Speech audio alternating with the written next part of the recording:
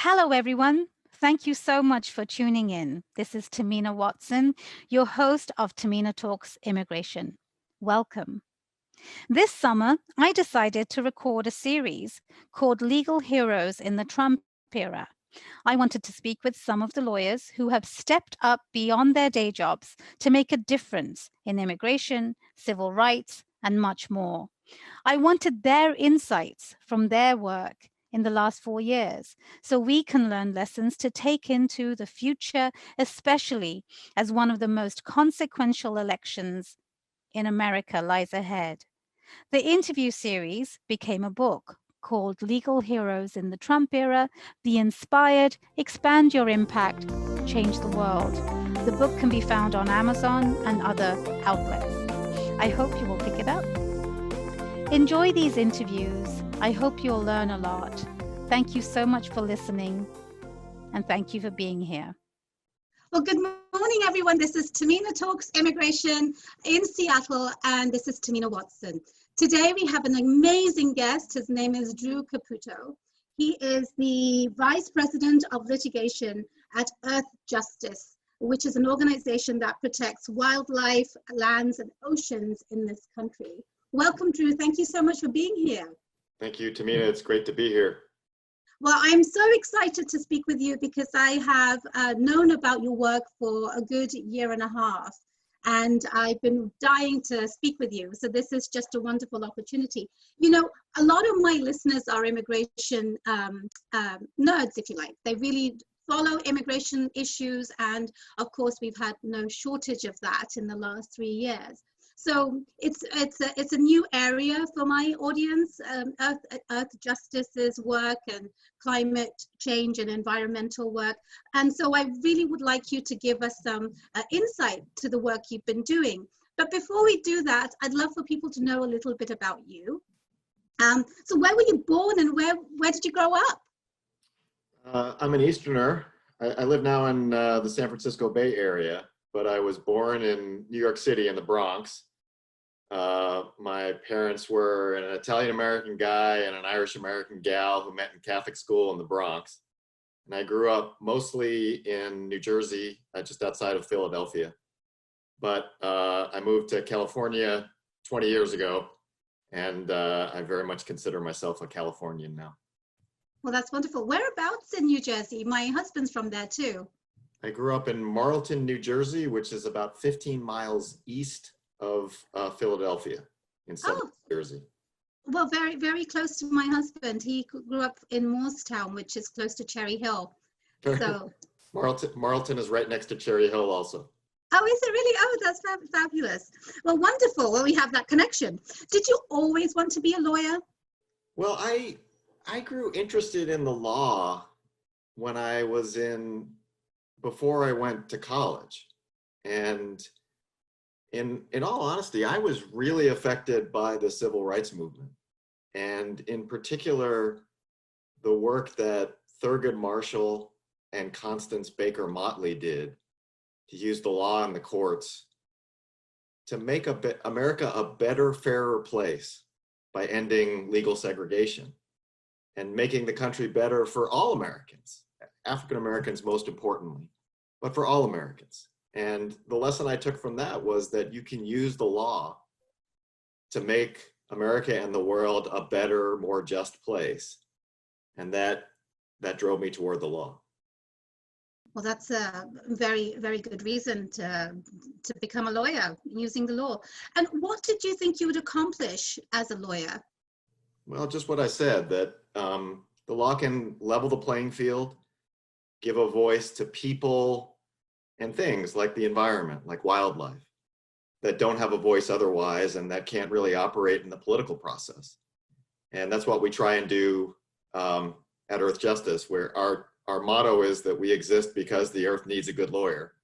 And that's what we try to do in our work. I love it. The earth needs a good lawyer, and that's very, very true. Tell us a little bit about your legal career up until present time. When I graduated from law school, I went straight into public interest environmental work.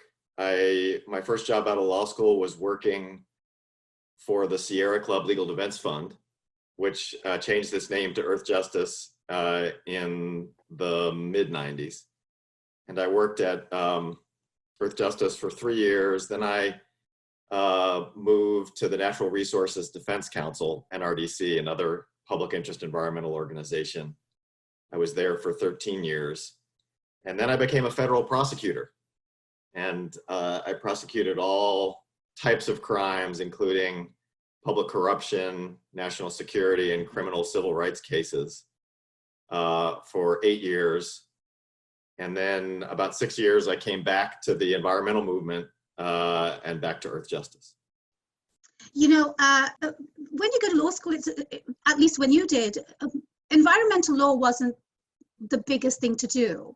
How did you get into this area? What drew you to it?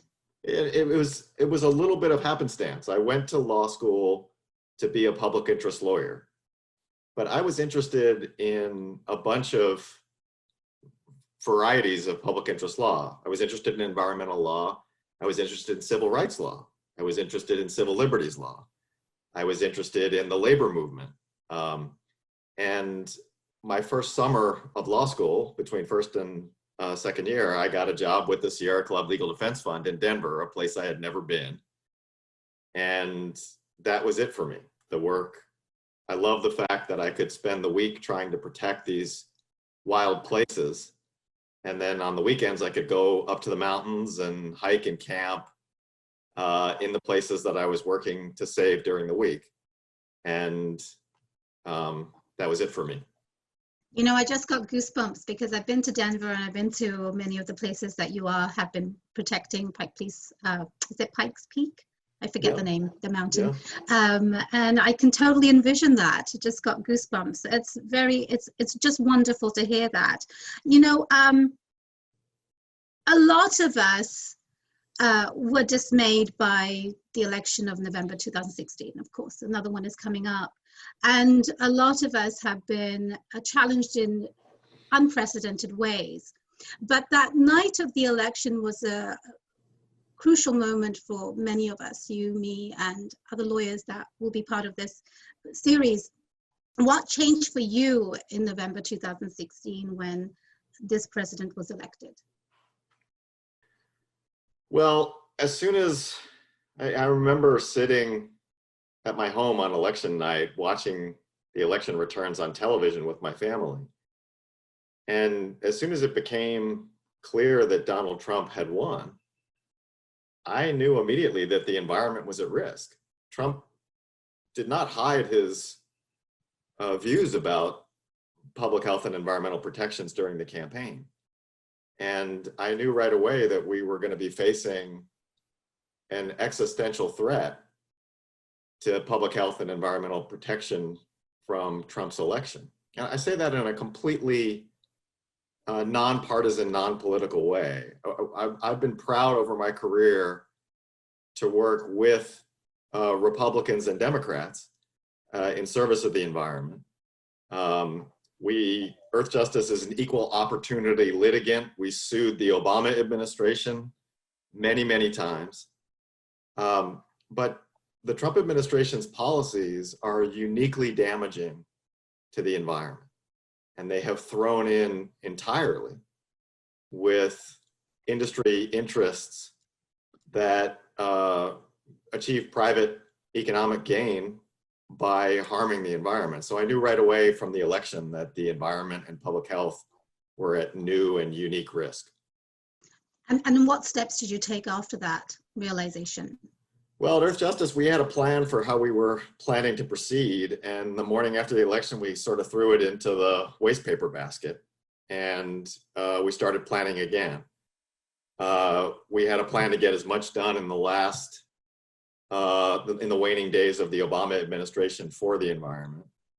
We put in a plan for how we were going to operate during the first 100 days of the Trump administration. And then we put a longer-term plan in place for what we expected and turned out to be a significantly increased level of decisions that required us to go to court because they were illegal and bad policy for the environment.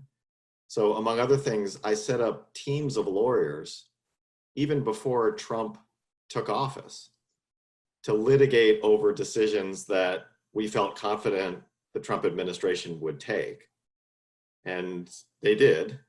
And so we were able to go to court very quickly, sometimes the same day, on some of these decisions because we had gotten ready to challenge those anti-environmental actions even before the new administration took them. You know, I want to take a moment to applaud you for that visionary step you took, because those weeks between the election and inauguration were absolutely crucial to get into position. And it sounds like you had done exactly that, and you had put teams together, and you had really taken the steps that were necessary to ensure that the fight that was to come, which was much bigger than anybody thought, you were in a position to handle. So kudos to that, and thank you on behalf of the earth and all the people on it, because what happens in America really affects everybody in the world. So thank you for taking those steps and having that leadership that was required, that actually people didn't potentially realize how important it was going to be. So thank you. That's generous of you to say. Well, I think it's very important for people to recognize, because honestly, those 8 weeks really were very important, and you utilized them well. So question that comes next is, what are some of these legal challenges that you've been facing and fighting? And remember, our audience perhaps doesn't have a good idea, so the 101 would be great. Yeah, so at Earth Justice, we have almost 150 lawyers working at Earth Justice, and we work on the entire range of environmental issues. And we group our issues into sort of 3 broad issue areas, and I'll give you examples from each of the issue areas. First, because of the unique challenge to the entire world from the climate crisis, we are working hard to use the law and litigation to fight against dirty sources of energy and fight on behalf of clean sources of energy as part of our climate and energy work. So for example, the Trump administration has dramatically increased efforts to develop oil and gas on public lands and in public waters, the lands and ocean waters that belong to all Americans, and that the Trump administration has been trying to maximize the production of oil, gas, and coal in those areas. And so we have filed a series of lawsuits. We've won 2 of them just this past spring, about oil and gas leasing in the Rocky Mountain West on public land that was done without adequate environmental analysis and adequate protections for wildlife. So that's one example of our work in the climate and energy sphere. The second sphere is what we call healthy communities, which is clean air, clean water, toxics protection. Much of our environmental justice work for low-income communities and communities of color that are disproportionately affected by pollution. So we recently won a case in the United States Supreme Court under the Clean Water Act. Congratulations. Thank you. Dealing with sewage pollution that was being injected into the groundwater and traveling from that to the Pacific Ocean. So that sort of core air and water protection, which has at its center protecting public health, is a big part of our work. And then finally, the piece of our advocacy that I help to lead is our work to protect public lands, wildlife, and oceans. And an example of that litigation is one of the last things President Obama did in 2016 was to permanently protect most of the Arctic Ocean and some important canyon habitat in the Atlantic Ocean from oil and gas development. And President Trump came into office in 2017, and he signed an executive order that purported to reverse President Obama's action. That was one of the actions that we knew President Trump would take even before he took office. So I set up a team of lawyers to prepare for that. So when Trump took that action to overturn the Arctic and Atlantic Ocean protections, we sued him within a few days. And last year we won that lawsuit in the federal district court in Alaska, which had the effect of blocking the Trump administration's effort to expand oil and gas development in the Arctic, the Atlantic, and potentially in the Pacific Ocean. So those are all examples of work that we're doing across our 3 big issue areas and some specific cases that we've handled in recent years about them. That's amazing. I mean, the Arctic one particularly, you know, all of these issues that you've described are not just for America, not just locally. What we have seen in the last 2 months is we're all connected. And if there were ever an example, COVID-19 is that if we don't protect one area, you know, another area will be affected. So thank you so much for that lovely summary that you've given us, because it gives us an insight to your work. And I think that is why it's so important. But, you know, I don't know if all of us who are not as attuned to the things that you've seen realize how important this really is. And do you have examples of why saving the Arctic is good for, let's say, Southeast Asia? You know, is that too simple a question or too stupid a question? Do you understand what I'm trying to say? No, I understand the question at all entirely, and it's a great question. The way I think about this, and you rightly frame it in global terms, is that the world is facing 2 great crises that are a threat to humankind and all living beings on Earth. The first is the climate crisis, in which our planet is rapidly heating in a way that is already causing human misery and threatening to wipe out wildlife species that don't have the ability to move because alternative habitat has been built up. So that's one of the global crises. The other is the global biodiversity crisis, in which there's been a dramatic acceleration in extinctions, but maybe even more seriously, or similarly seriously, species that haven't yet gone extinct, the individual members of these animal populations are being cut in half in the aggregate. All life on Earth is able to live because of other life. We depend on other species, including tiny species like insects, for things like nutrient cycling and natural pest control and all sorts of other ecosystem services. And human beings have so dramatically changed the world that all of that stuff is at risk. So our goal at Earth Justice is to use the power of law to try and address those problems. And the frustrating thing is we know how to address them.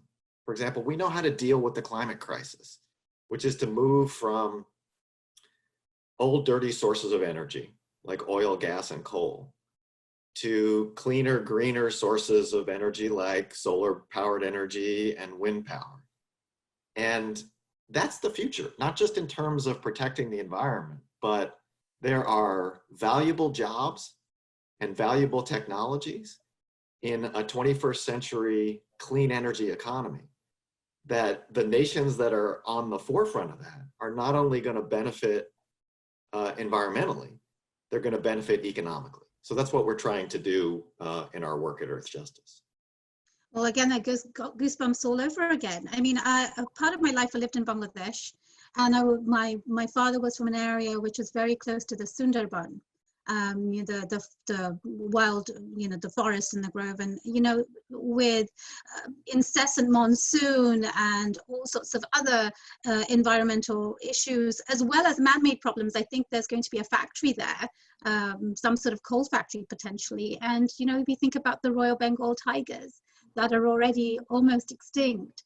And so what you're saying is really resonating in many ways and making me think of things I haven't really thought about in the depth. And so I hope that will be the case for our listeners too.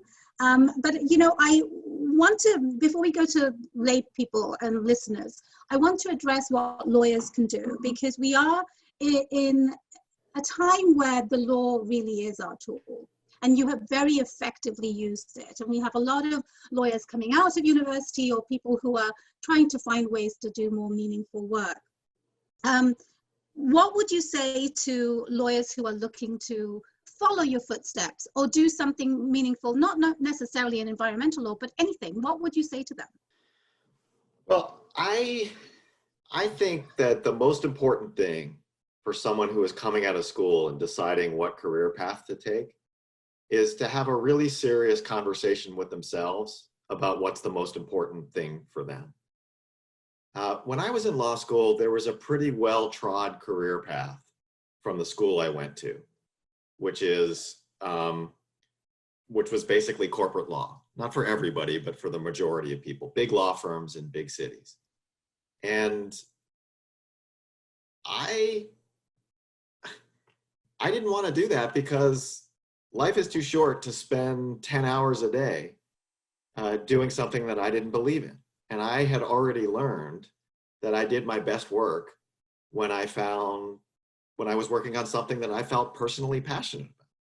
So having that conversation with yourself about what is the most important thing for me in terms of how I want to spend a plurality of my time. I think that sort of self-conversation is really important. And if you're interested in doing something that's off the main path, for example, public interest law rather than corporate law that sort of is the gravitational pull at your law school, my experience has been that people who really pursued jobs that spoke to them, regardless of what the jobs were, they have been uniformly satisfied with their careers and really felt like they've made a contribution, whatever that contribution is.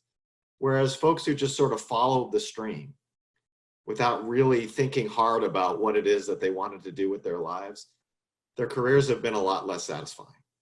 So I think that's the most important first step of the process, which is to be honest with yourself. And if the answer is maximizing my salary, then you should pursue a job that allows you to do that. But if the answer is different, which is that I want to be able to use the world in a way that use the law in a way that I feel good about, I think it's really important to go down that path.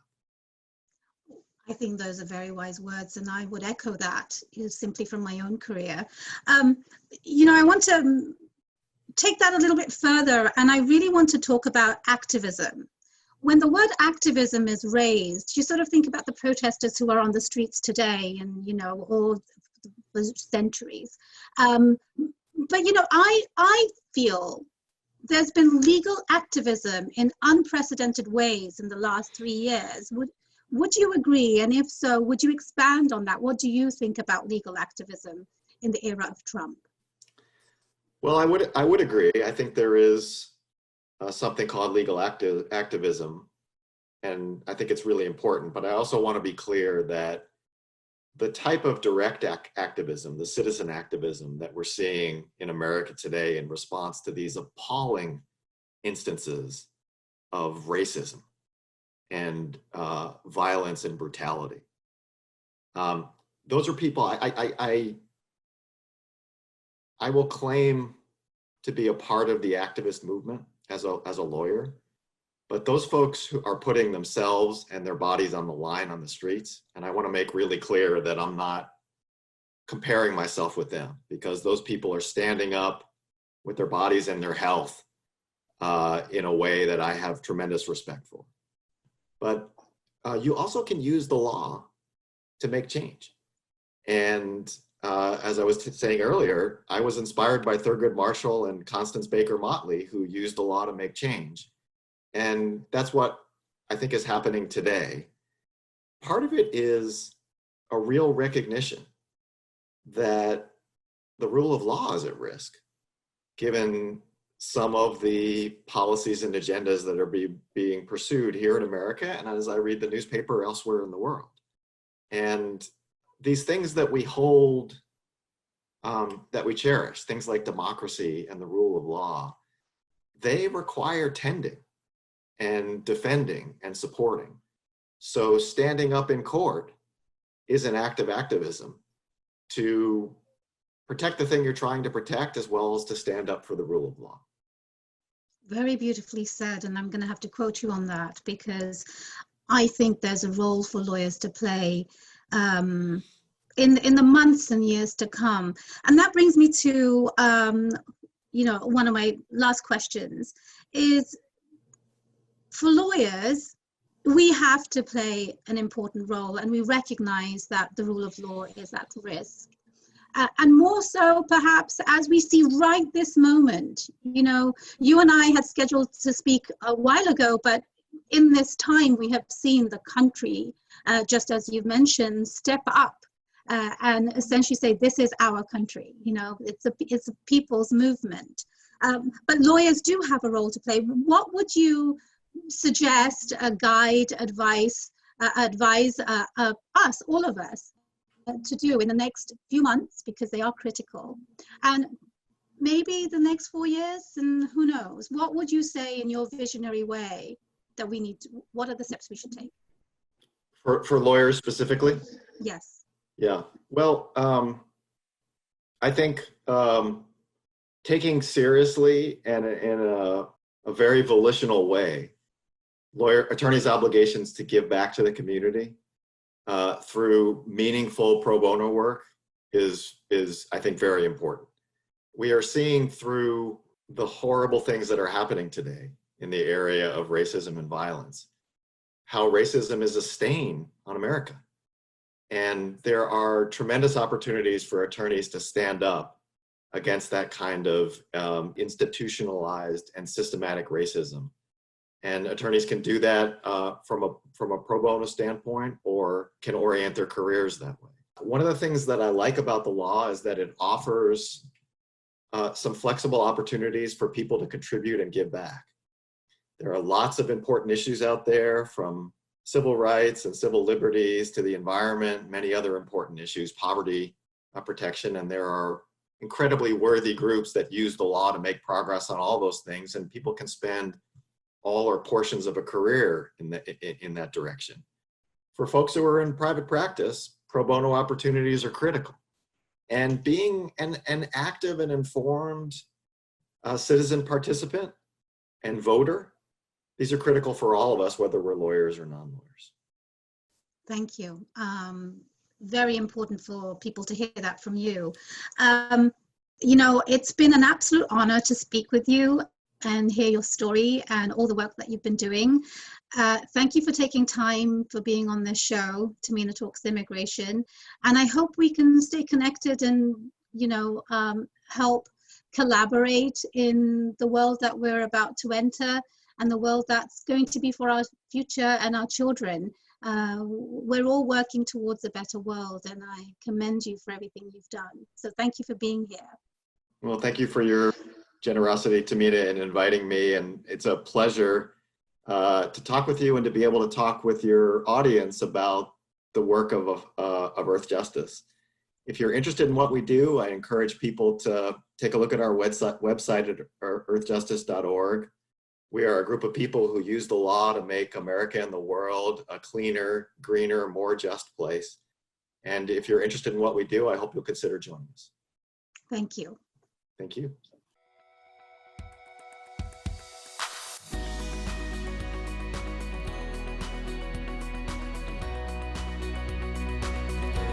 Tahmina Talks is brought to you by Watson Immigration Law. Founded in 2009, Watson Immigration Law is one of Seattle's premier immigration firms, specializing in business and investment visas, but offering a wide range of immigration services. If you need assistance with your immigration needs, Watson Immigration Law is ready to help. Just call 206-292-5237 to schedule an appointment. Mention this podcast to receive a 10% discount off your initial consultation fee.